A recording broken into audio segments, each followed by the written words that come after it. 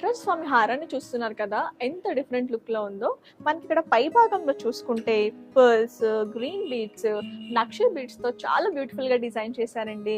మనకి ఇక్కడ లాకెట్ లో చూసుకోండి, నటరాజ స్వామి డిజైన్ చాలా ఎక్సలెంట్ గా ఉంటుంది.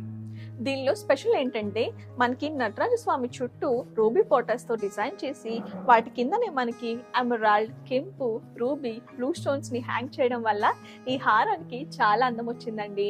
ఇది టెంపుల్స్ కి, ఫంక్షన్స్ కి, వెడ్డింగ్స్ కి చాలా బాగుంటుంది. దీని వెయిట్ వచ్చేసి 61 గ్రామ్స్. నేను మీకోసం ఒకసారి ట్రై చేసి చూపిస్తాను.